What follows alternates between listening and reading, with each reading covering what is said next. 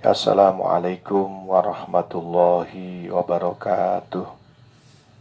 Bismillahirrahmanirrahim. Alhamdulillahirabbil alamin.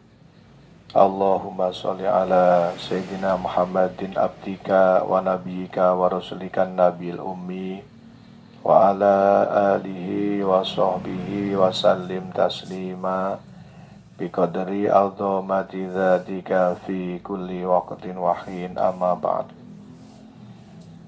Saudaraku dimanapun saja berada, mudah-mudahan semuanya selalu dalam bimbingan Allah. Mudah-mudahan semuanya selalu diberi kemudahan Allah untuk berbuat baik dan disenangkan hatinya oleh Allah ketika berbuat baik. Dan mudah-mudahan semua saudaraku dijauhkan oleh Allah dari berbuat maksiat dan dibencikan oleh Allah pada perbuatan maksiat. Salawat serta salam mudah-mudahan tetap dilimpah curahkan pada junjungan Nabi besar Muhammad sallallahu alaihi wasallam. Saudaraku rahimakumullah wa ghafarakumullah.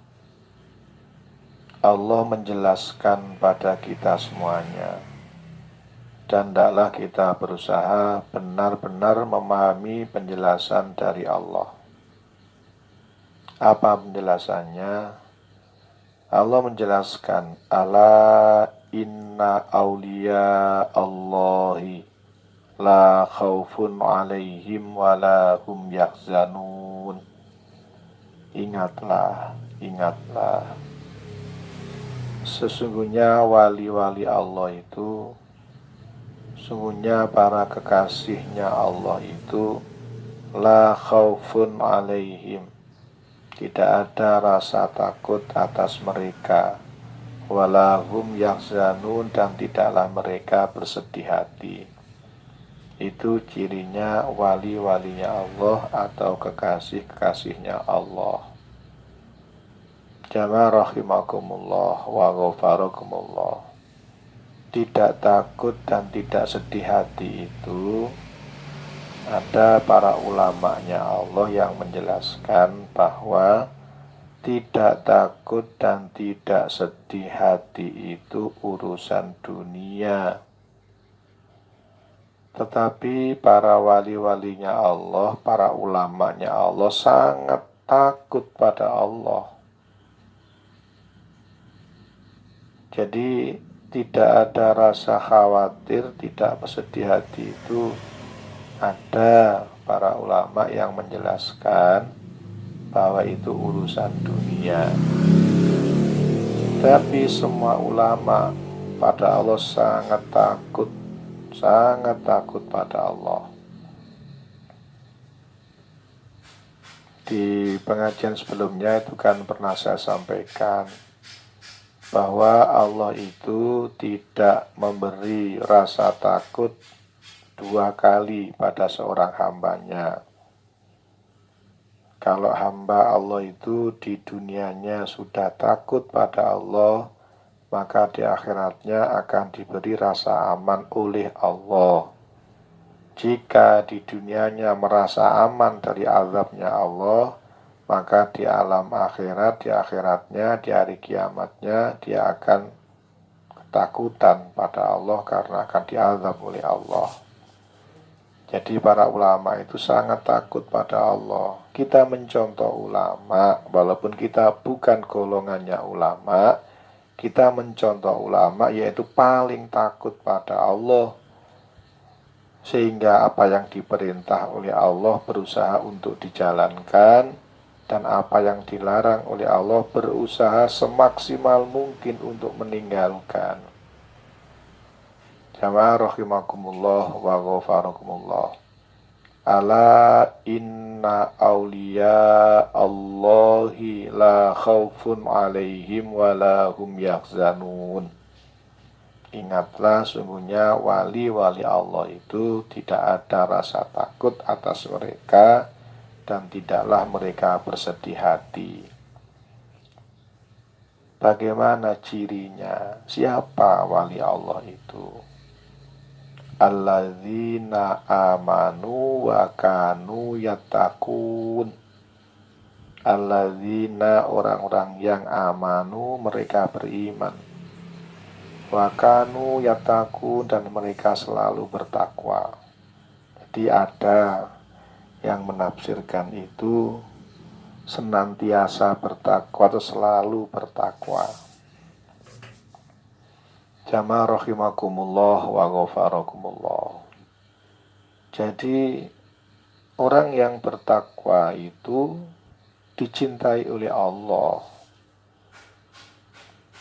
Di materi sebelumnya kan saya pernah sampaikan bahwa annallaha ma'al muttaqin. Sungguhnya Allah itu beserta orang-orang yang bertakwa. Fa innallaha yuhibbul muttaqin. Maka sungguhnya Allah itu mencintai orang-orang yang bertakwa. Ala inna awliya Allahi la khaufun alaihim wa la hum yahzanun. Ingatlah para wali-walinya Allah itu tidak ada rasa takut atas mereka dan mereka tidaklah bersedih hati. Siapa dia? Alladzina amanu wa kanu yattaqun. Jamaah rahimakumullah wa ghafarakumullah. Makanya nikmat yang paling agung itu adalah nikmat iman dan takwa. Itu yang paling agung di dunia ini. Jadi kalau kita punya keyakinan Allah itu ada, malaikatnya Allah itu ada, surga dan neraka itu ada, bahwa setiap perbuatan kita itu dilihat oleh Allah, dicatat oleh malaikatnya Allah. Perbuatan yang baik dicatat oleh malaikatnya Allah, perbuatan yang jelek pun juga dicatat oleh malaikatnya Allah. Kemudian kita akan dimintai tanggung jawabnya di hadapan Allah atas perilaku selama di dunia ini. Kalau yakin hal-hal tersebut, itu nikmat yang sangat agung dari Allah, nikmat yang besar. Nikmat iman itu nikmat yang sangat besar. Kita yakin bahwa kehidupan dunia ini sementara. Allah yang menentukan batas umur di dunia. Idza jaa ajaluhum la yastakhiruna sa'atan wa la yastaqdimun. Kalau ajal sudah datang, batas waktu hidup di dunia sudah tiba, maka tidak ada satupun manusia yang bisa menunda walaupun sesaat. Dan tidak ada satupun manusia yang memajukan, mempercepat walaupun sesaat. Dokter nggak mampu.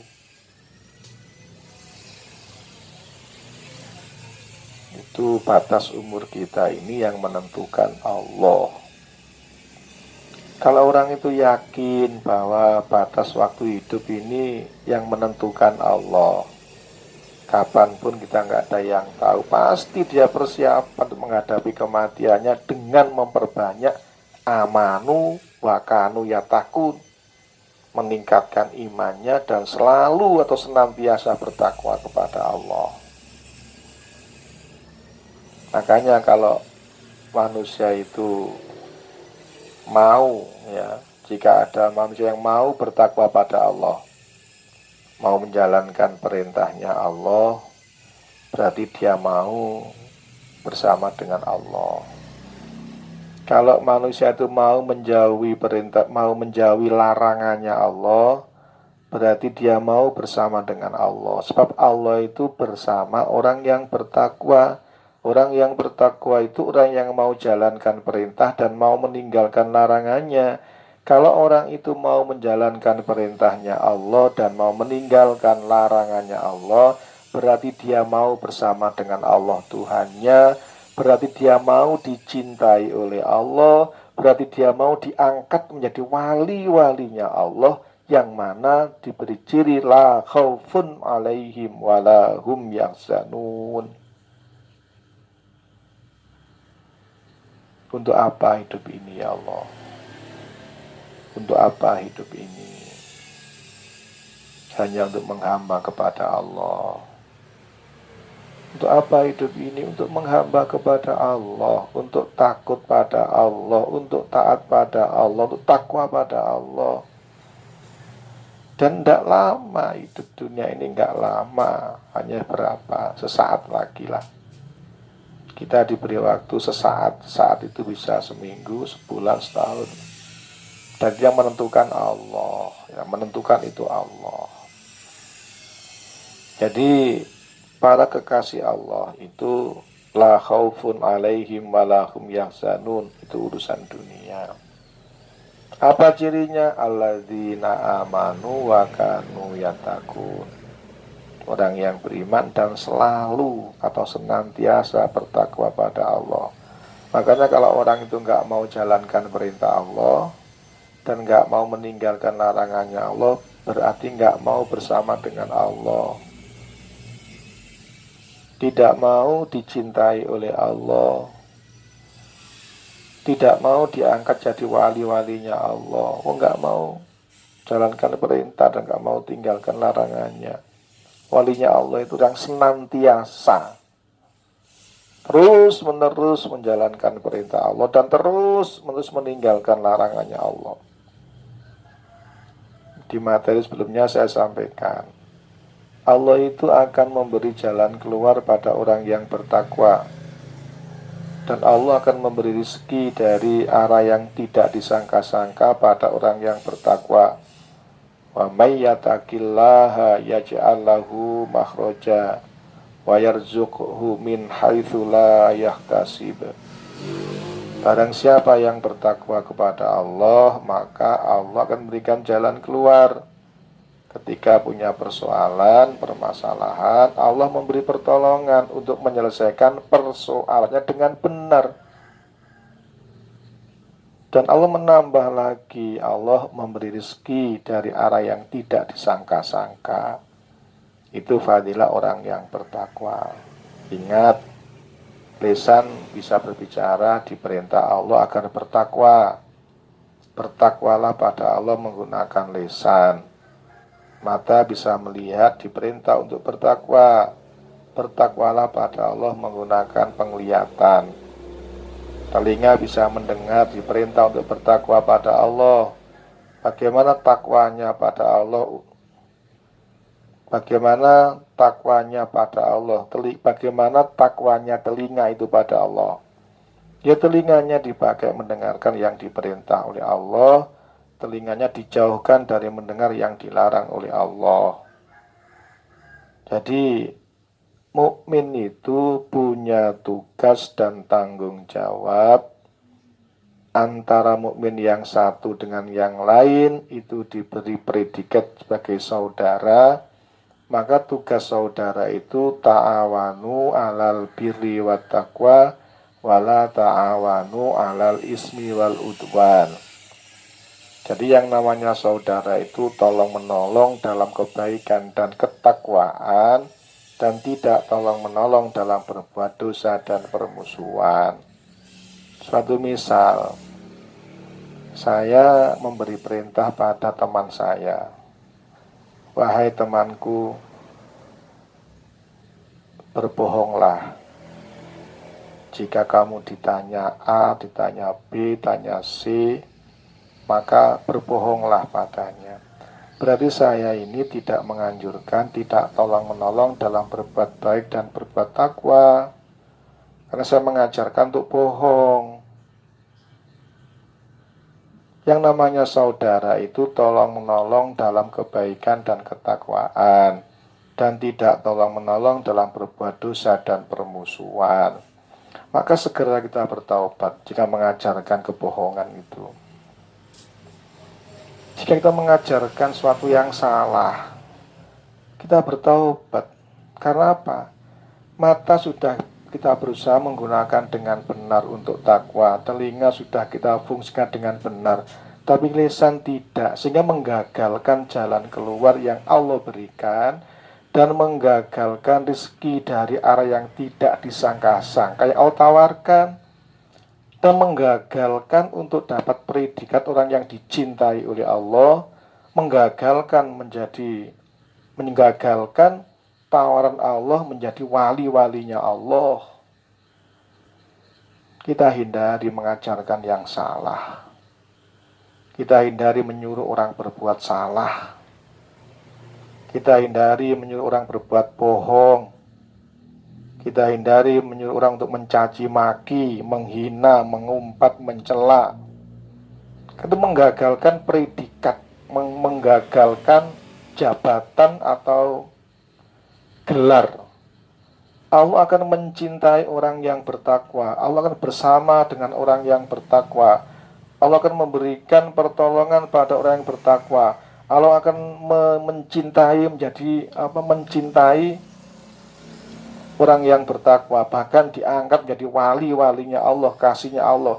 Tapi ini diajari bohong, menggagalkan. Naudzubillah, hindari kita berbuat bohong atau mengajarkan kebohongan. Terlanjur bertaubat dengan taubatan nasuha. Jamaah rahimakumullah wa ghafarkumullah. Jika lisan bisa berkata baik dan benar, jika mata bisa melihat yang baik dan benar, jika telinga bisa mendengarkan yang baik dan benar, mata bisa melihat yang baik dan benar, harta dibelanjakan yang baik yang benar, pokoknya semua nikmat yang dari Allah, jika kita pakai untuk bertakwa kepada Allah, mau jalankan perintahnya dan meninggalkan larangannya, maka Allah akan memberikan satu jalan keluar. Jika punya masalah, pasti ada solusinya.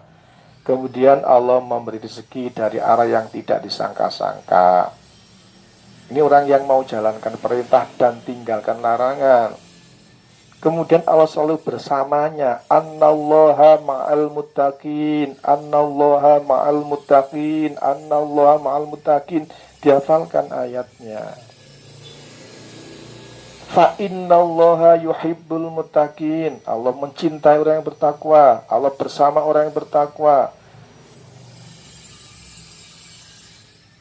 Allah akan mencabut rasa takut dan khawatirnya dalam urusan dunia pada siapa orang yang beriman dan bertakwa. Allah akan memberikan gelar hamba yang dicintai oleh Allah pada siapa orang yang bertakwa. Makanya orang itu jika tidak mau terus-menerus berbuat baik, berarti dia tidak mau ditolong oleh Allah, dia tidak mau dicintai oleh Allah, dia tidak mau diangkat menjadi wali-walinya Allah. Jadi memang Allah itu maha pengampun.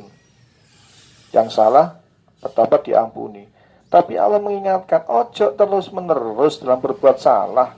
Walam yusirru ala ma fa'alu wa hum ya'lamun. Ojo terus menerus berbuat salah itu. Salah, istighfar. Sudah berjanji, ya Allah, saya tidak mengulangi lagi kesalahan yang sama. Ya Allah, saya berjanji tidak mengulangi lagi kesalahan yang sama, ya Allah.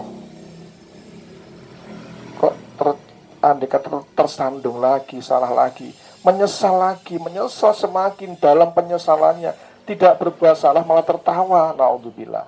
Azab yang sangat besar dari Allah di dunia adalah berbuat salah dan merasa puas dengan kesalahannya itu. Andai kita dipaksa untuk salah, menyesal dalam hati itu, ya Allah, ampuni saya, ya Allah, saya nggak bisa menghindar dari ini, ya Allah, saya tidak suka berbuat ini, ya Allah. Menyesal, semakin menyesal jika dipaksa untuk salah. Jamaah rahimakumullah wa ghafarullah. Ingat, tolong menolong dalam kebaikan, jangan mengajarkan orang lain berbuat salah.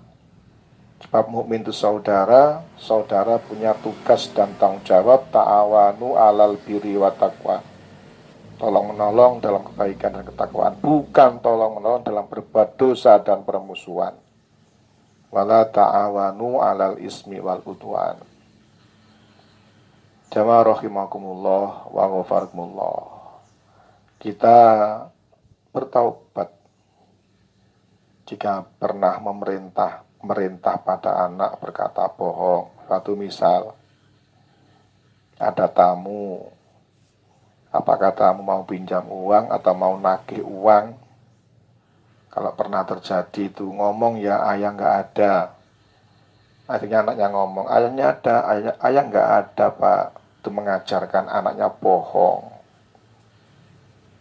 Padahal yang namanya mukmin itu tolong menolong dalam kebaikan, bukan tolong menolong dalam berbuat dosa. Mumpung kita masih diberi kesempatan hidup oleh Allah, kita berniat bertaubat dengan taubatan nasuha, berjanji tidak mengulangi lagi kesalahan yang pernah dilakukan.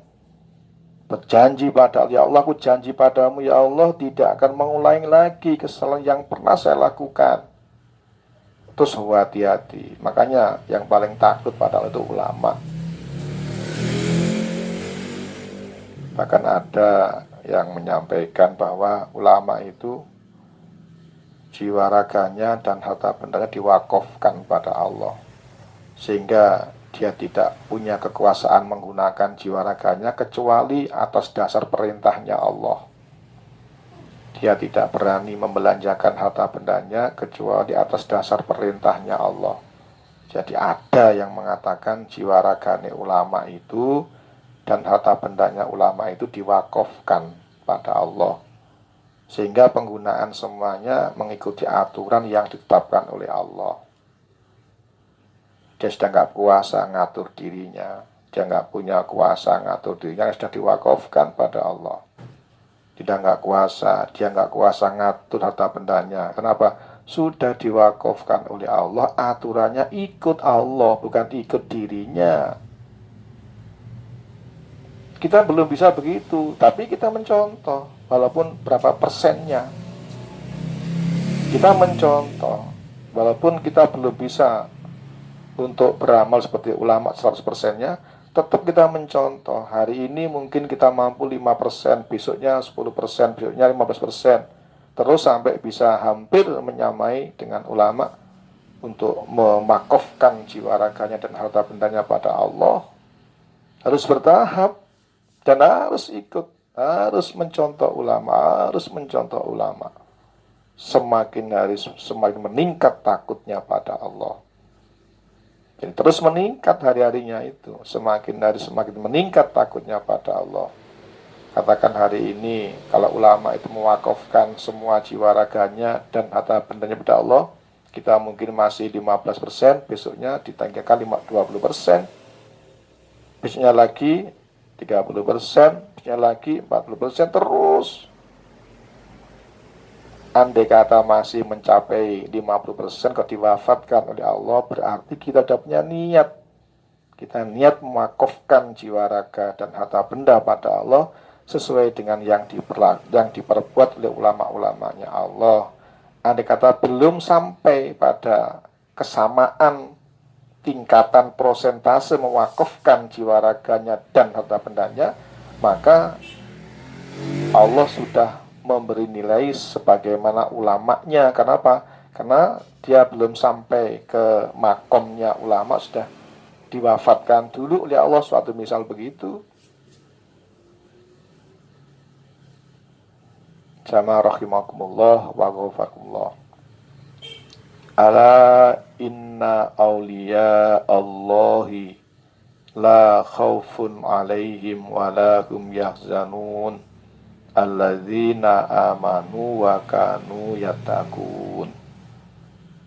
Jadi iman dan takwa, kesimpulannya, kalau kita ingin dapat jalan keluar ketika punya persoalan atau punya masalah, kalau kita ingin rezekinya didatangkan oleh Allah dari arah yang tidak disangka-sangka, kalau kita ingin selalu bersama dengan Allah,